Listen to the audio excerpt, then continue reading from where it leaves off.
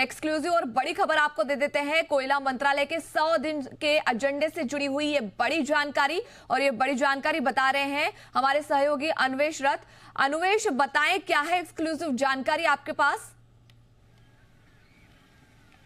जी भावना, देखिए जिस तरीके से हमने देखा इलेक्शन से पहले ही ये पीएमओ के द्वारा डिक्लेयर कर दिया गया था कि जब हम लोग यानी कि जब पॉलिटिकल पार्टी सारी पीएम और तमाम उनके सीनियर जो लीडर्स हैं वो पॉलिटिकल रैलीज और पॉलिटिकल मंचों पे बिजी थे, तब जो ब्यूरोक्रेट्स थे उनको बोल दिया गया था कि आप सरकार बनते ही पहले 100 दिन में कौन कौन से ऐसे काम करेंगे उसको पहले ही जॉट डाउन करिए और उसी में अपना काम शुरू करिए। उसी के तहत कोल मंत्रालय को भी ये बोला गया था, जिसमें कोल मंत्रालय के जो सीनियर ऑफिशियल्स हैं उन्होंने पहले 100 दिन के जो एजेंडा है उसको तैयार कर लिया था और उस पर काम करना भी शुरू कर दिया है। तो पहले 100 दिन के जो एजेंडा है उसमें अगर शुरुआत किया जाए तो पहले 100 दिन के एजेंडे में सबसे पहला है 12 नए कोल माइंस जो है उसको ऑपरेशनलाइज करना है, ये पहला उनका टारगेट है। दूसरा ये है 3 नए पॉलिसीज लाया जाएगा। पहला पॉलिसी झरिया मास्टर प्लान यानी कि रिवाइज झरिया मास्टर प्लान का होना है, जिसको आपको पता है कि पहले लगभग 30 सालों से झरिया के नीचे जो है वो कोयला पे आग लगी हुई है, तो उसको डाउज ऑफ करना, उसमें वहाँ पे लोगों को रिहेबिलिटेट करना और उसी के साथ साथ किस तरीके से जो कोयला है उसको एक्सट्रैक्ट किया जा सकता है, जो वहाँ पे बचा हुआ है उसको एक रिवाइज प्लान बनाना है, जिसको कि जिस पे कोल मंत्रालय काम कर रही है। दूसरा है लैंड यूज पॉलिसी, जो कोयला लैंड होता है, जो कोल माइन होता है, जो डी कोल्ड माइन होता है, इन दोनों लैंड को किस तरीके से इस्तेमाल किया जाएगा, इस पर एक नई पॉलिसी लाई जाएगी जो कैबिनेट से अप्रूवल होगा। इनफैक्ट जो झरिया मास्टर प्लान है अगर हमारी सूत्रों की मानी जाए तो अगले 2 से 3 कैबिनेट डिसीजन में झरिया मास्टर प्लान का डिसीजन भी आना संभव है। और उसी के साथ साथ तीसरा जो बड़ा डिसीजन पॉलिसी के मुताबिक लिया जाएगा वो बेसिकली कोल एक्सचेंज है, कोल ट्रेडिंग एक्सचेंज है, जो 100 दिन के अंदर कंप्लीट किया जाएगा।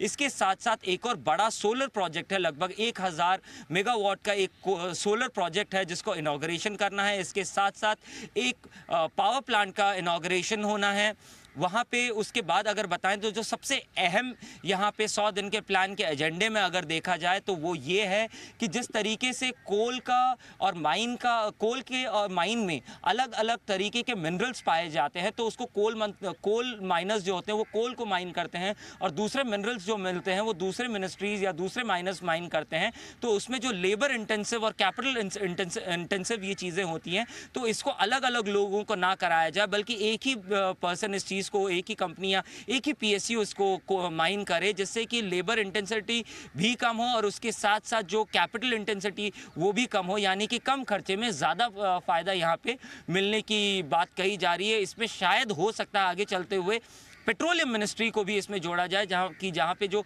ऑफशोर माइंस हैं, ऑफशोर माइन जिसकी पॉलिसी पिछले साल हमने देखी, जो मॉनसून सत्र था उसमें वहाँ पे वो पास किया गया था इस बिल को।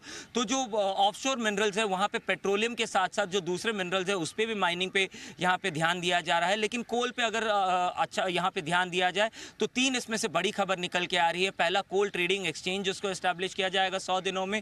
कोल और दूसरे मिनरल्स को कोलैबोरेटिव माइनिंग जो है उस पर एक एम्फेसाइज दिया जा रहा है। और तीसरा जो सबसे बड़ा है, यहाँ पे 12 नए माइंस को ऑपरेशनलाइज किया जाएगा अगले 100 दिन के अंदर। बिल्कुल, तो सभी मंत्रालय हम देखें तो 100 दिन के एजेंडे पर काम करते नजर आ रहे हैं और इसमें कोल मंत्रालय किस तरीके से काम कर सकता है इसकी जानकारी दी है अन्वेश ने। शुक्रिया अन्वेश इस पूरी जानकारी के लिए।